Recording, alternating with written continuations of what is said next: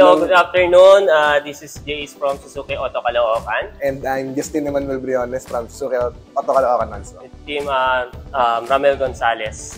So ngayon, ide-demo namin ngayon is Ertiga Hybrid GA manual transmission. Manual transmission, 1.5 yun. Yun na. Pagdating sa unahan ng Ertiga, mapapansin nyo ang kanyang headlight.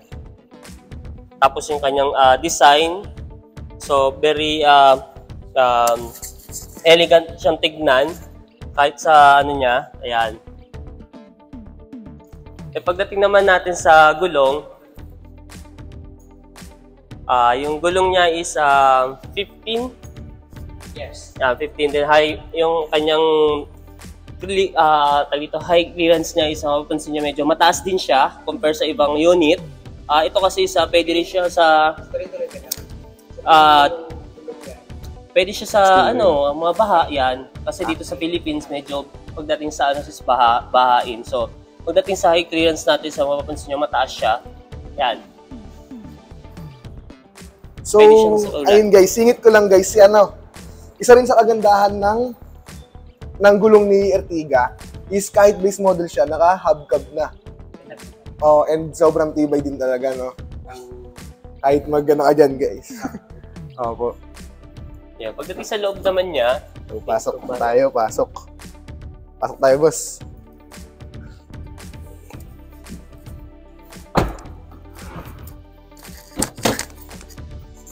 So, hello guys. Ayun. Ito, introduce ko lang interior ni Ertiga GA manual transmission. So, ayun guys, kahit ano siya.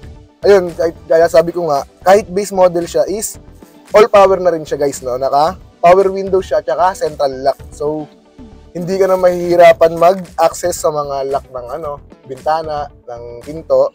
So, ayun. Tapos boss, pakita mo rin dito, boss. So, ayun guys. So, sa features naman ni Ertiga, so ayan, kung makikita nyo, yung may nakalagay na off is ESP.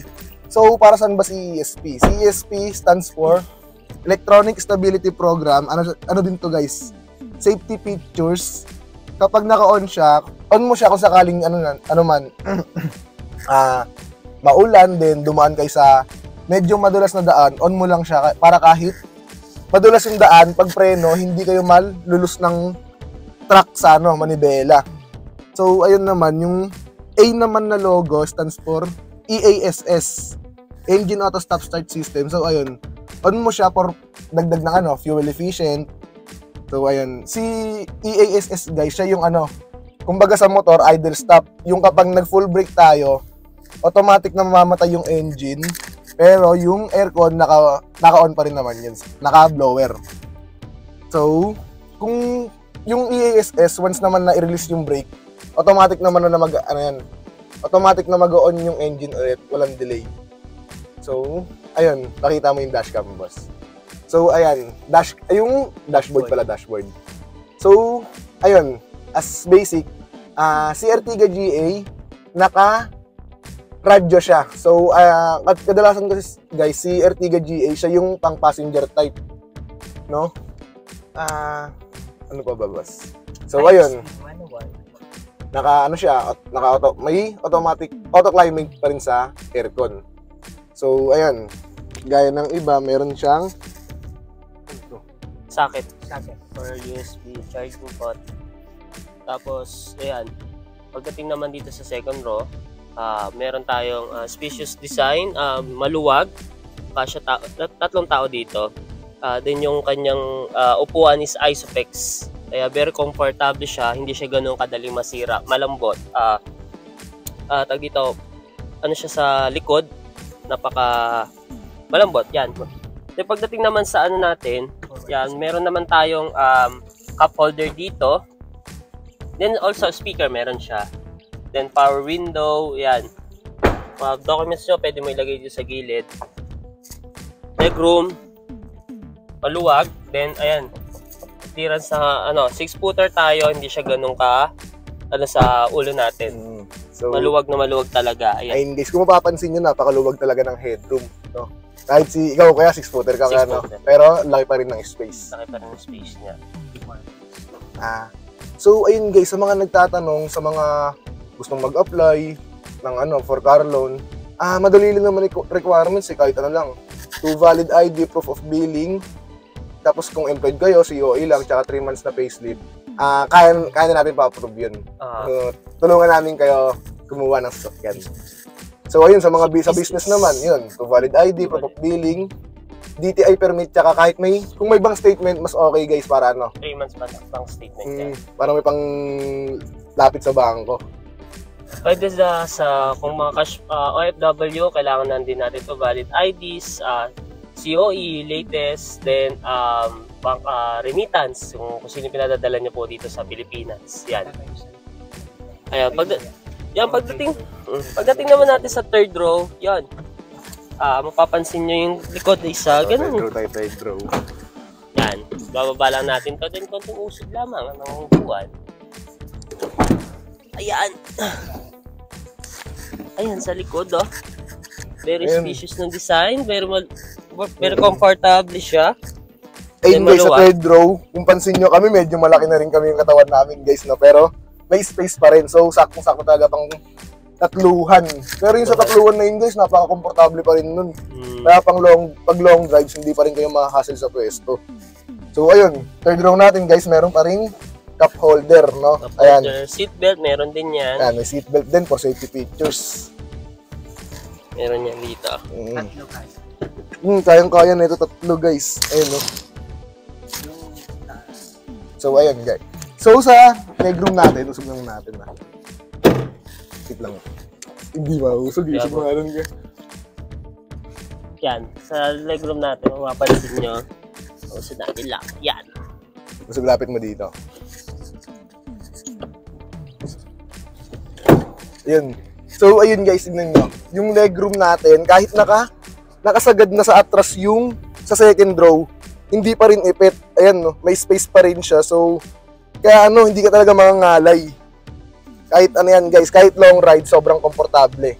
Ayan, sagad na yan. Sagad na sa paatras yung sa second row, pero ayun, may space pa rin. So, ayan, cup holder. Tsaka ito talaga yung kinaganda nun guys. So, kahit third row, meron siyang seat belt. So, talaga basta Suzuki units, pangunahin din talagang factor ni Suzuki, safety features. So, punta naman tayo sa likod.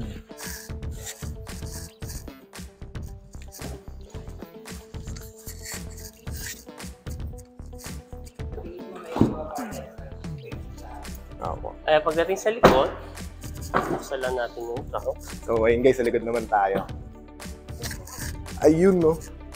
Kung makikita nyo guys, sa likod ni Ertiga GA, napakalaki pa rin ng space. So, mga ilang kaya ba? Tansya mo kaya, ilang sakong bigas?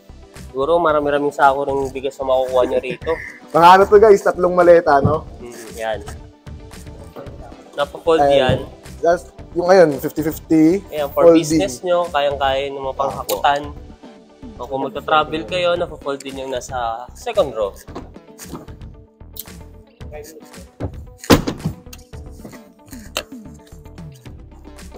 Baba mo pa. Hindi na alam. Mamaya na boss, hindi na... Hindi na ako yan. Ayan. Yan. Pansin nyo yung likod niya. Ayan, oh. Pwede ka na mahiga. Sa sobrang lawak. O pang maraming maleta to. Siguro mga 10. Bigas. Mga ilang kilo rin masasalpak na rin dito. Kung gusto nyo i-customize, tanggalin yung upuan, pwede rin siya. Pero ito pala makikita nyo yung luwag. Then yung lapat ng mga upuan. Kung gusto nyo talaga i-travel, ayan, mga travel buddies nyo, G-nyo na to. Kasi sa sobrang luwag, tsaka murang-mura lang. Yan. So, ayun guys, so hanggat maganda yung promo natin this month, so try na natin mag-apply. Napakaganda ng promo natin, no? Yes. For Ertiga GA, this month is 34,999 all-in down payment na yun within Metro Manila. Sa 34,999 guys, kasama dun yung 1 year na insurance, 3 years na LTO registration, tapos magkano yung monthly na ito? For 19K. Yes, monthly. 19K monthly. 19K monthly, meron ka ng ganitong sasakyan, pang business, Hybrid pang na. family. Ayun, hybrid pa. Hybrid pa. So, Ayun, sa ano naman sumunod na variant naman nito is GL GL manual. Ang price niya naman is down payment niya is 39,999. 39,999, then yung monthly niya is 22K. Ayan. Then yung sa sumunod naman sa GL automatic din, ang price niya is down payment niya is 39,999 din, then ang monthly is 23. Then sumunod is si GLX, yung top of the line. Ang price ng down payment niya is 89,999 down payment. Ang monthly 24.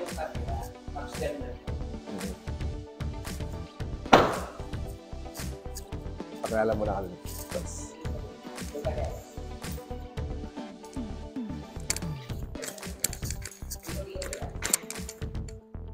Paano na?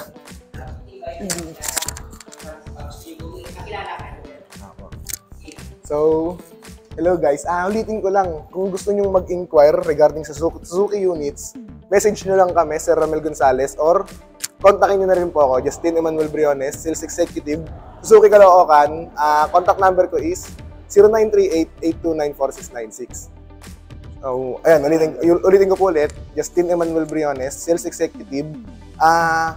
Number ko po, 0938-829-4696. Anytime naman, pwede po kayo mag-call. Yon, I'm Jace Garcia, Suzuki Auto Caloocan, Team Ramel Gonzales. Contact number, pwede niyo po matawagan na 0905-830-7363. Meeting ko, Jace Garcia from Team RTG, Ramel Gonzales. Cellphone number is 0905-830-7363. For more info, details, discount, big cash discount, pwede po kayo mag-inquire. Yan lang. Thank you. Mga mga 7 seconds. Ayun. Lapit na kayo, alas. Lapit kayo. Yan. Thank you. Thank you Thank you po. guys. See you. Peace.